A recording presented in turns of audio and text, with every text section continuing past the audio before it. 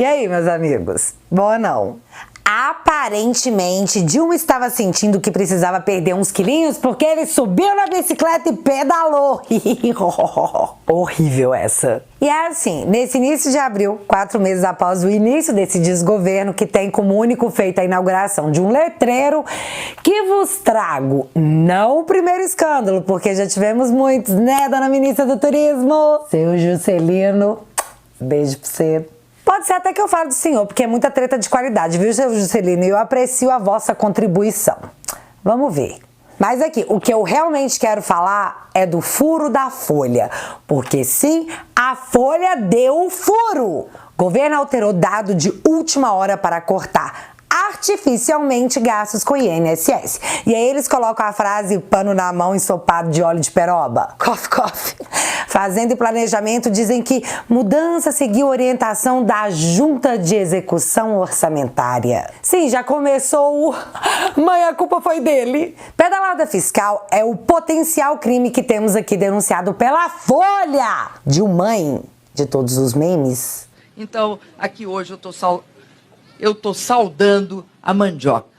Quando nós criamos uma bola dessas, nós nos transformamos em Homo sapiens, ou mulheres sapiens. Caiu por pedalada fiscal.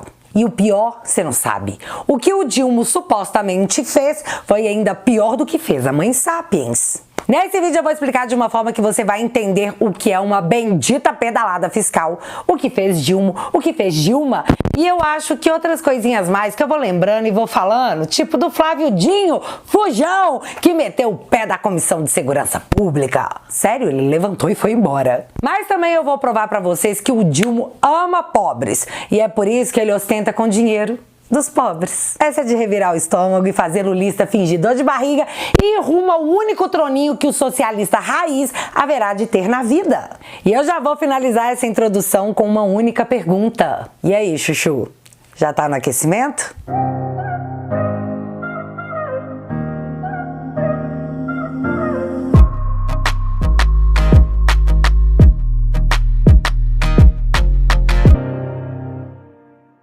Sem delonga alguma, vamos direto ao fato. Como eu disse, o furo foi da Folha e eu tô assustada porque não rolou um escândalo na velha mídia, porque, cara, se fosse o Bolsonaro, o mundo ia estar literalmente acabando. Mas eu digo, né? Então, matéria rápida, sem repercussão, dei o furo e fui. Só pra gente entender o que foi que o Dilma fez de tão grave, antes, a gente precisa compreender o que é uma pedalada fiscal. Vamos usar aqui então uma analogia que eu tenho certeza que geral vai pegar super rápido.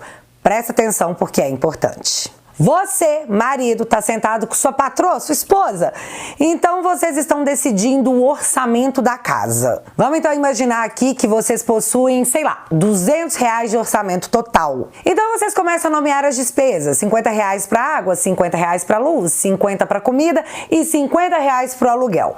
Pronto, fechou o seu orçamento, tá tudo certinho. Mas, e se alguém ali mentir no orçamento, como por exemplo, em vez de gastar R$50 em comida, na verdade o gasto seja de R$70? O que vai rolar? Vai abrir uma dívida de R$20, certo? E de onde vai sair o dinheiro para pagar esses R$20 se o orçamento geral é de R$200? E os outros valores todos já estão comprometidos com outras despesas. Isso é uma pedalada. Já um outro cenário é que você compre no famoso fiado a comida e que em vez de você usar os R$50 para pagar o que você deve, você guarde o dinheiro no bolso e diga que sobrou R$50 no cofrinho. Mas na verdade você tá devendo R$50, só não pagou. Mas aí você saiu falando pra todo mundo que você tá rica, que sobrou R$50 no orçamento apertado, que você é um gênio da contabilidade. Uou! Contabilidade criativa, né, mãe sapiens? Mas para usar um bom português, eis aí mais um exemplo de pedalada fiscal. Um ponto interessante a ser observado é que o plano é sempre tentar mostrar para outras pessoas que está sobrando mais dinheiro do que realmente está. Então, teoricamente, se estava sobrando dinheiro e você está conseguindo pagar as contas direitinho, não tem por que você diminuir os gastos, apertar o cinto. Na verdade, se está sobrando dinheiro, você pode até gastar mais. O problema maior é que nós não estamos falando de um orçamento doméstico onde rola uma mentirinha de marido e mulher. Estamos falando de contas públicas, de dinheiro público, do seu dinheiro. Porque assim, a gente já derrubou aquela lenda de escola pública gratuita, né? A gente sabe que não existe almoço grátis. Então, até aqui deu para pegar? Acho que deu para entender bem o que é uma pedalada. Então agora vamos à matéria do antagonista para eu explicar de fato o que fez o Dilma e a Dilma. E por isso um deles caiu. Momento tchau, querida, né? Bons tempos. A pedalada fiscal de Dilma.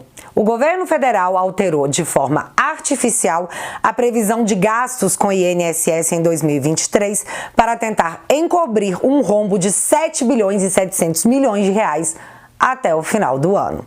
Segundo reportagem da Folha, o governo federal estabeleceu como patamar para o mínimo o valor de R$ 1.302. Contudo, o INSS não contemplou na base orçamentária o reajuste já anunciado pelo desgoverno para aumentar o piso em R$ 18. A mudança teria vigência a partir do mês que vem. Agora se liga nessa parte da matéria que é mega importante na hora de explicar o que é esse monte de coisas que eu tô lendo. Abre aspas. Segundo relatam os técnicos do INSS, a revisão das despesas do INSS atendeu a um e-mail enviado pela Confisof, que é a Coordenação de Assuntos Fiscais da Secretaria de Orçamento Federal, que é vinculada ao Ministério do Planejamento, da Simone Step. Às 10 horas e 30 minutos daquele mesmo 21 de março, de forma a considerar um salário mínimo de R$ 1.302 por todo o ano, informa o jornal. E só para alertar, Dilma Rousseff caiu por menos, bem menos.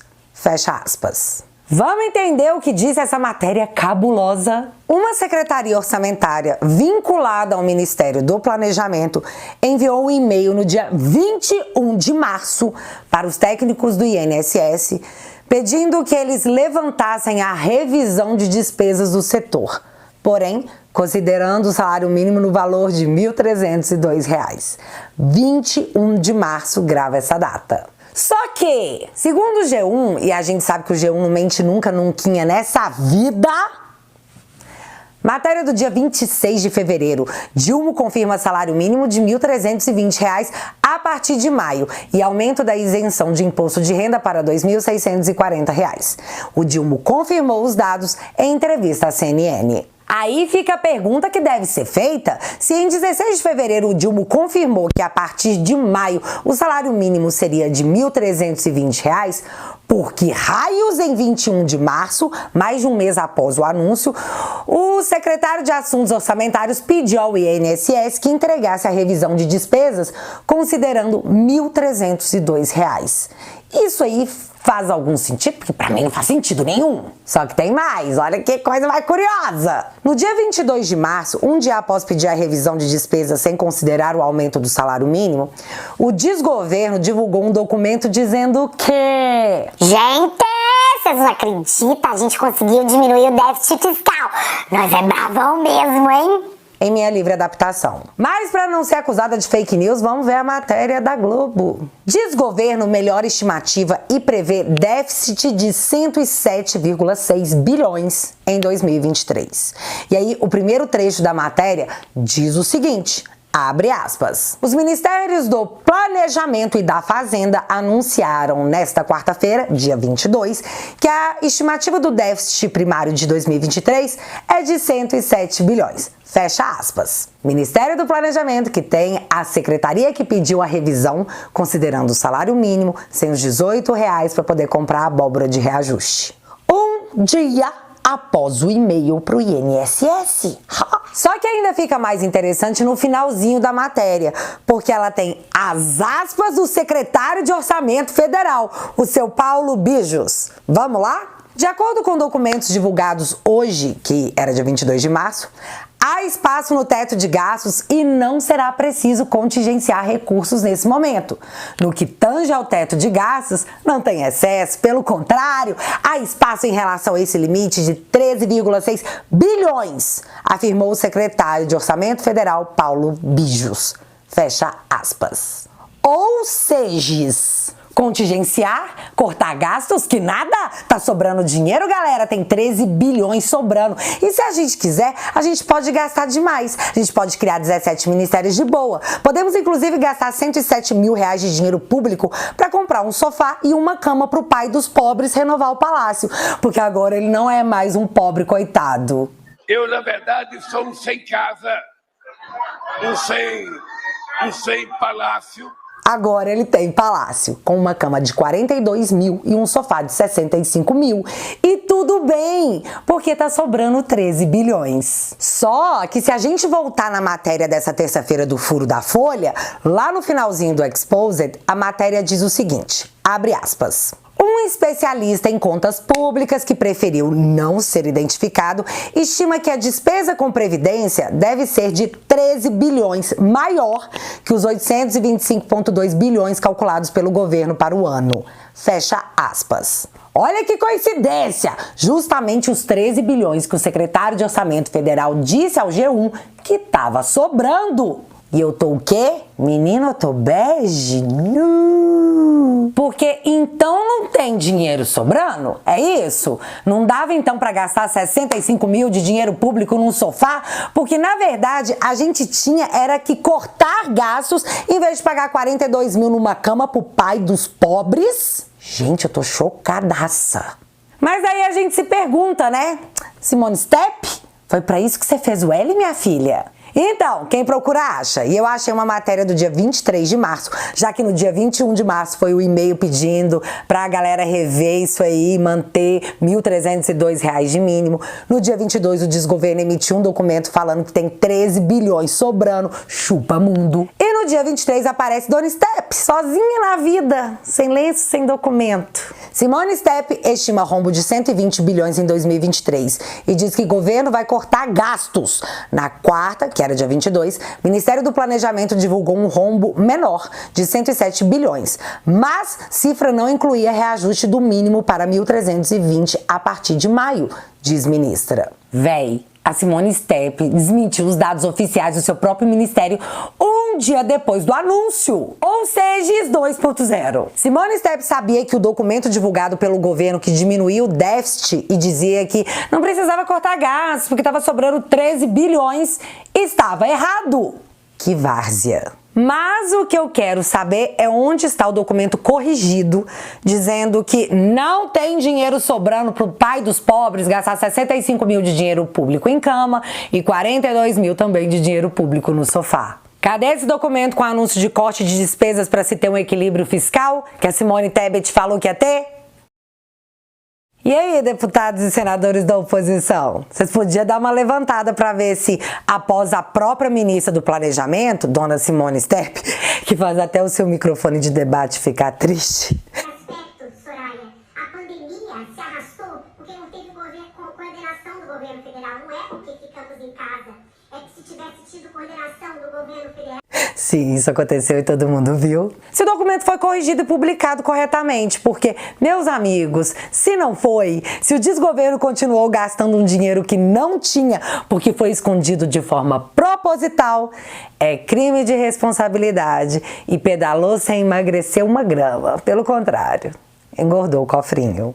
Aí vocês lembram que o antagonista disse que esse fato era maior do que o feito pela Mãe Sapiens? Então, foi porque na pedalada da Mãe Sapiens, ela não fraudou um número. Ela simplesmente, sei lá, esqueceu de pagar a caixa e contou o dinheiro que era de dívida como dinheiro sobrando no cofrinho. Já no caso do Dilma, se confirmado, e não sou eu que farei esse levantamento, o desgoverno, de forma proposital, teria alterado a quantidade de gastos para menos, para que o secretário de Orçamento fosse até o G1 dizendo que não precisava cortar nada porque estava sobrando 13 bilhões. E esperando ansiosamente essa história se esclarecer, e vocês ficam sus aí, que assim que a gente tiver novas atualizações, eu volto para contar tudo. Combinado?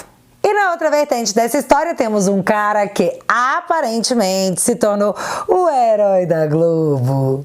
E esse cara é ninguém mais, ninguém menos que... Fernando Tachad. Tá olhando o quê, meu filho? Quer ser taxado? Tá Tachad jurou que não ia aumentar impostos e, teoricamente, isso nem seria necessário, já que ele estava criando novos impostos para compensar. Todo mundo muito criativo nesse desgoverno, né? E aí a gente começou a dizer uns dias aí pra trás que a brusinha da Shein e as bugigangas da Shopee estavam com dias contados.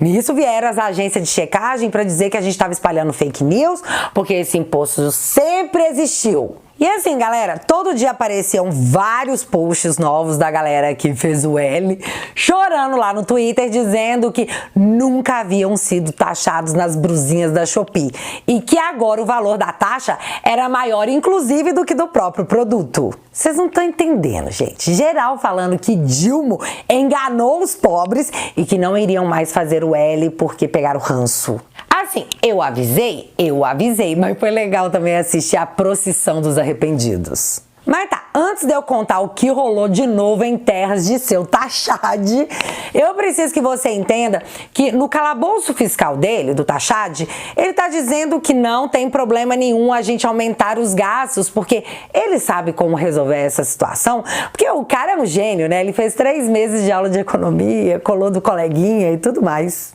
O arcabouço fiscal, mais popularmente chamado de calabouço fiscal, conta literalmente com o ovo no fudoril da galinha. E um exemplo claro disso são as brusinhas da Shein. Explico. Tachad precisa levantar 150 bilhões para ficar bem na fita, senão, meu amigo, ele tá ó... E você também, tá? Só pra avisar. Se bem que você já tá de qualquer jeito, né? Mas continuemos. Aí ele decidiu que ia levantar uma grana cobrando impostos do que ele chamou de contrabando das varejistas chinesas, como nos conta a matéria da Folha. Tachad prevê arrecadar até 8 bilhões com tributação de contrabando digital por e-commerce chinês. Taxação faz parte do pacote de até 150 bilhões em medidas propostas pela Fazenda para conseguir atingir metas previstas no calabouço fiscal. Só para ficar claro, o Tachad decidiu cobrar mais impostos no contrabando chinês, tá? Ele achou de coração que todo mundo ia entender a situação que ele tava, de precisar levantar 150 bilhões, e iam continuar comprando. Logo, ele ia conseguir levantar nesse segmento os 8 bilhões esperado. Mas aí lembra que eu falei agora há pouco que a galera foi pra internet dizer que não ia mais fazer o L porque as brusinhas da Shopee foram taxadas? Então... O Globo, segunda-feira agora. Vendas da Shein e outras asiáticas desaceleram forte no Brasil. Itaú acha que já é efeito da taxação. E agora, de onde que você vai tirar os 8 bilhões das brusinhas e bugiganga da China? Galera, nunca nessa sua vida duvide do potencial de seu Fernando Tachad em te taxar. Brasil, 11 de abril de 2023. Compras de até $50 da Shopee e Shein não terão mais isenção de importação. Ou seja, 3.0. Antes você poderia comprar até R$250 e ter uma isenção total de impostos. Agora, se você comprar R$1 numa buchinha de cabelo, o Tachad vai te taxar. E aí eu te pergunto, você acha que rico compra Tupperware na Shopee? Pois é, mais uma vez o pai dos pobres bota, ó, no traseiro dos pobres. Mas é bom não reclamar, porque nós temos um sofá de 65 mil pra pagar, tá, galera? Todo mundo aí fazendo sua parte, por favor. O plano do Tachad é forçar a galera a comprar aqui dentro do Brasil os produtos que possuem zilhões de impostos. E assim encher o cofrinho do Tachad, que precisa de 150 bilhões. Mas, seu Tachad, eu não sei se alguém chegou a falar isso pro senhor, mas eu acho que você vai falhar, miserável. A galera não vai comprar aqui dentro porque não tem dinheiro para comprar.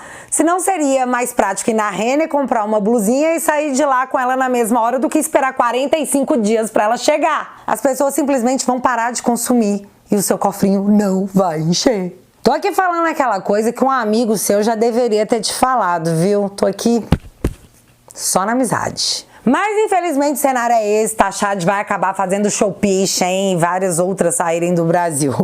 E sabe o que eu vou fazer numa hora dessas? Vou mandar fazer o L que passa. Comendo abóbora então, nossa senhora, passa rapidinho. E pensar que essa geração vai experimentar o que eu vivi quando criança. Brinquedo do Paraguai. Sim, jovens, era assim que a gente fugia dos mega impostos dos produtos no Brasil, comprando no Paraguai. Mas fica calmo que vocês já vão descobrir como é que é. Mas o que se tira com uma mão se dá com outra.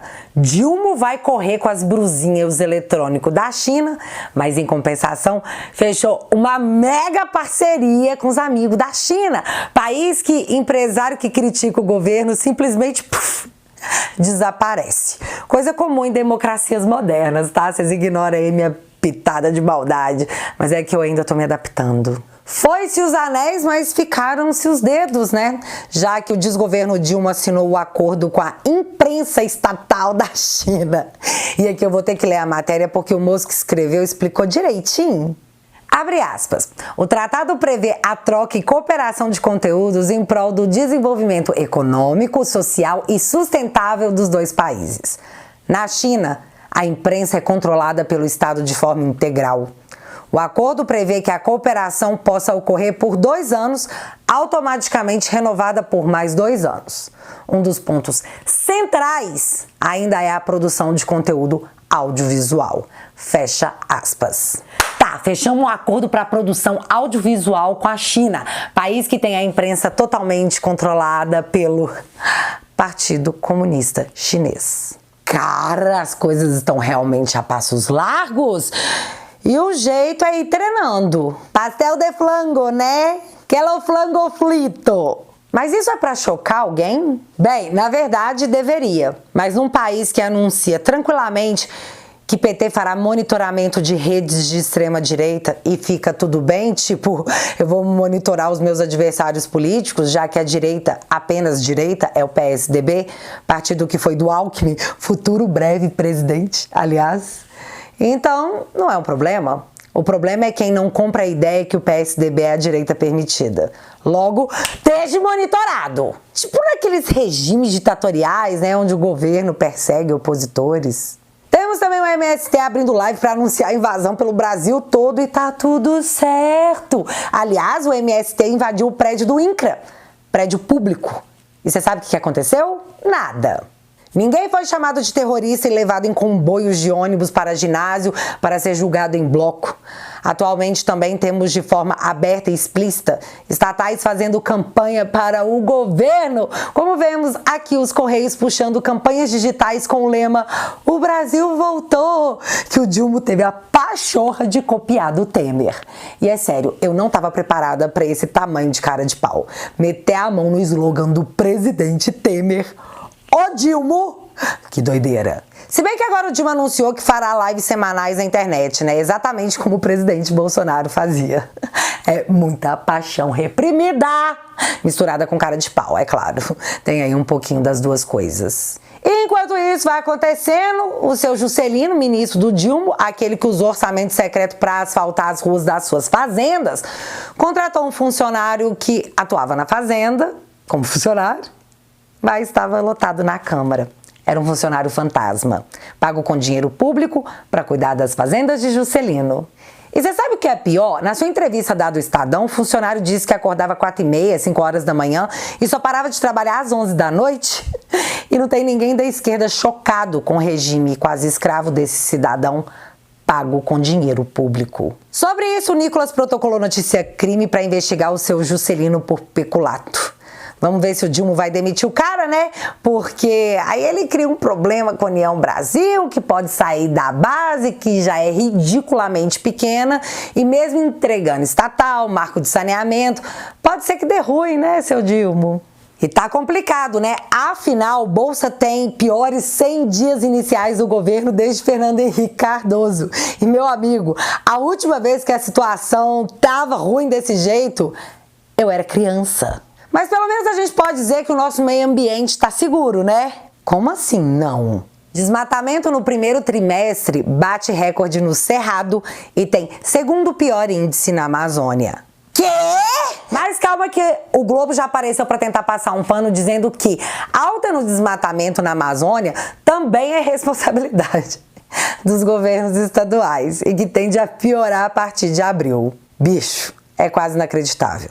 Agora o desmatamento não é culpa só do presidente como foram nos últimos 4 anos. Agora a culpa é dividida entre os governadores. Então assim, a culpa vai ser só um pouquinho do Dilma. Eu achei que merecia o troféu Pano de Ouro, mas aí eu vi a declaração da Marina dizendo que não. A culpa do desmatamento ter aumentado é do Bolsonaro. Minha senhora, são 4 meses de desgoverno e na falta de algum plano ou de trabalho efetivo, culpar o ex geralmente pega mal. Melhora. Todos nós temos um sofá de 65 mil do pai dos pobres para pagar e queremos pelo menos respirar um ar puro depois de trabalhar 5 meses do ano só para pagar impostos do Taxade. Tenho dito. E eu falei que eu ia falar do Flávio Dino, mas o vídeo já ficou muito longo e eu vou deixar para uma outra ocasião porque nós temos coisas muito importantes para falar. Mas agora vale ressaltar que, após um tumulto na Câmara, o ministro disse que não dava mais, a sessão foi encerrada e ele foi embora aos gritos de fujão. Uma pena isso aí, porque eu queria muito ter ouvido do próprio ministro que história é essa do desgoverno Dilma tá querendo levar ao STF o pedido para banir o Twitter do Brasil. A exemplo de outras democracias que fizeram isso, né? Como Rússia, Nigéria, a China. Quando eu souber o babado completo, eu volto para contar. Pode deixar. E galera, o banco queridinho do PT é o BNDES. E para você que ainda não percebeu que ele está em alta novamente, vale entender e saber o que é o banco financiado por nós, que financia obra em Cuba, Venezuela, na Argentina.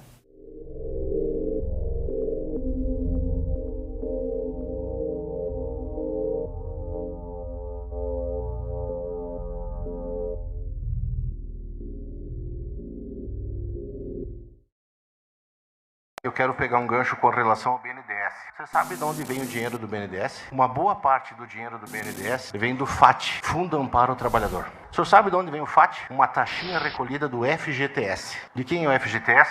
Do trabalhador.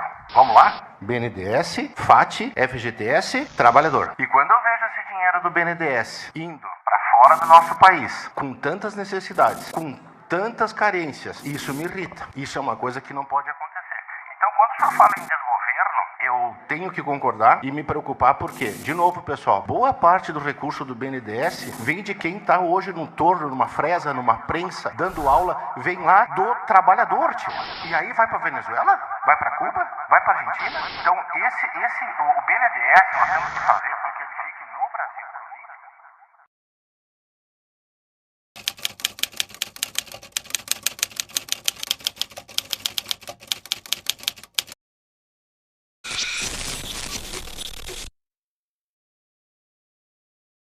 Esse documentário divertido e didático está disponível no www.teatualizei.app.